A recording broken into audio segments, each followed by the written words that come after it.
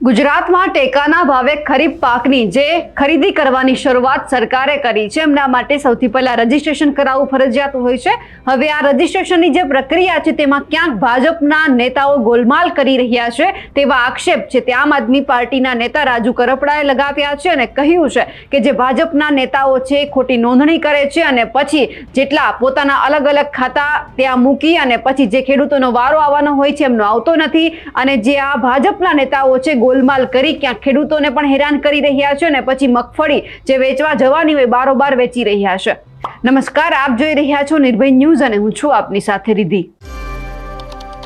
सरकार द्वारा एक निर्णय करवामां आव्यो के जे खरीफ पाकनी जे वावेतर थयुं छे तमाम हवे सरकार छे टेकाना भावे खरीदशे અને એ માટે સૌથી પહેલા ખેડૂતોએ નોંધણી કરાવવી ફરજિયાત છે।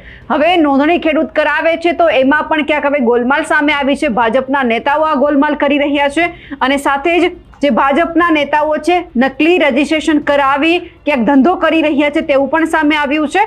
અને આ સાથે જ્યારે પડધરી તાલુકાના ડુંગરકા ગામે રાજુ કરપડાની જનસભા હતી અને એમાં જ તેમણે આક્ષેપ લગાવ્યા છે કે રાજકોટ ડીએલઆર ઓફિસમાં જમીન માપણીમાં થયેલ ભૂલ સુધારવાના લાખો રૂપિયા ખેડૂતો પાસેથી પડાવવામાં આવી રહ્યા છે તો પછી સરકાર કેમ ચૂપ છે?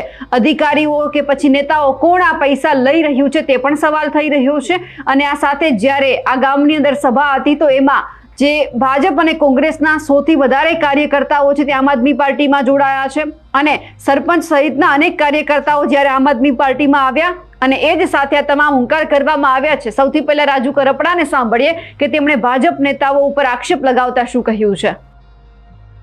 અધિકારીઓએ સાંભળવું જોઈએ અને ભ્રષ્ટાચાર ગુજરાતમાં નથી થતો એવું બોલનારા ભાજપના નેતાઓએ સાંભળવું જોઈએ કે અહીંયા રાજકોટ જિલ્લાની અંદર ડીએલઆર કચેરીમાં કરોડો રૂપિયાનો ભ્રષ્ટાચાર થાય છે। મારી વાત સાથે સહમત છો બધા? જ્યારે ખેડૂત પોતાની જમીન માપણીની જે ભૂલ છે એ સુધારવા માટે જાય એ ભૂલ સુધારવાના 5 લાખ 7 લાખ 10 લાખ રૂપિયા રાજકોટ ડીએલઆર ઓફિસમાં લેવામાં આવે છે। આ વાત ઘણી જગ્યાએથી મને ખેડૂતોએ કહી છે। આજે દાદાએ ખુલીને કહ્યું આવડી રકમો ઉઘરાવવામાં આવે છે। જો ધારાસભ્યમાં થોડીક પણ પ્રમાણિકતા બચી હોય તો એક વખત ડીએલઆર ઓફિસની જઈ અને કેટલી અરજીઓ પેન્ડિંગ છે અને જે અરજીનો નિકાલ થયો છે એ ખેડૂતોને ઘરે જઈને મળે તારી પાસેથી પૈસા લીધા છે?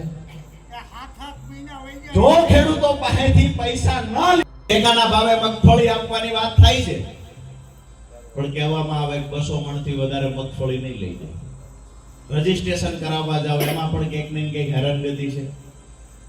ક્યારેક તો મને એવું થાય છે કે ટેકાના ભાવે રજીસ્ટ્રેશન જે થાય છે એ મગફળીનો ફાયદો ખેડૂતોને કરાવવાનો છે કે વેપારીને કરાવવાનો છે એ નક્કી નથી।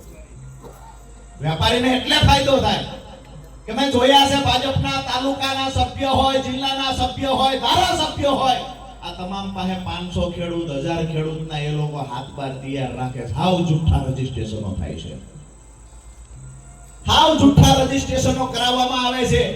પછી બજારમાંથી 800 રૂપિયાની મગફળી લઈ અને અહીંયા ટેકાના ભાવે મગફળી ઘુસાડવાનું કોઈ કામ કરતું હોય તો પ્રશ્ન ભાજપના નેતા કામ કરી રહ્યા છે।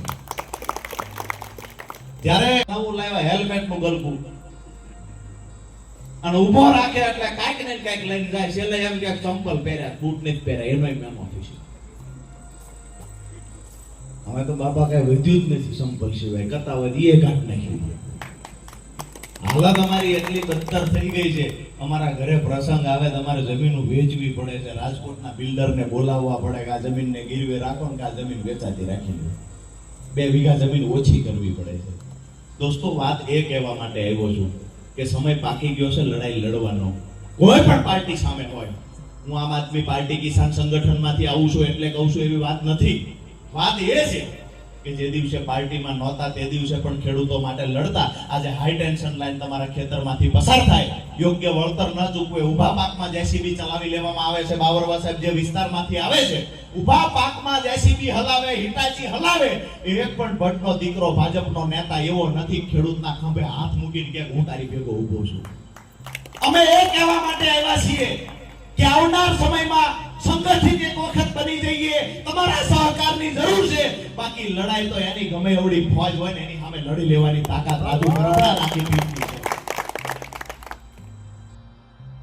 હવે જે આક્ષેપ થયા છે ભાજપના નેતાઓ ઉપર કે તેઓ નોંધણીના નામે ધંધો કરી રહ્યા છે, તેમના ઉપર હવે એ જોવાનું છે કે ભાજપ શું એક્શન લે છે, ભાજપ સરકાર, ગુજરાતની સરકાર શું એક્શન લે છે. કારણ કે આવા આક્ષેપો અવારનવાર થતા આવ્યા છે કે જ્યારે સરકાર એવું કહે છે કે ટેકાના ભાવે અમે કોઈ પણ વસ્તુ ખરીદશું એટલે કે ખેડૂતને મદદ થાય, પરંતુ જ્યારે આ નોંધણી થઈ રહી છે, જ્યારે ખરીફ પાકનું જે વાવેતર થયું છે એમના આધારે જ્યારે ટેકાના ભાવની ખરીદી કરવાની હોય છે, એમાં ગોલમાલ સામે આવતા હવે સરકાર શું નિર્ણય કરે છે તે પણ જોવાનું છે.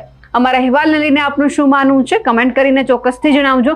અને જે આક્ષેપ રાજુ કરપડાએ લગાવ્યા છે તેમને લઈ આપ શું માનો છો કમેન્ટ કરીને ચોક્કસથી જણાવજો. સાથે જ અમારી નિર્ભય ન્યૂઝ ચેનલને લાઇક, શેર અને સબસ્ક્રાઇબ કરવાનું ભૂલશો નહીં. નમસ્કાર.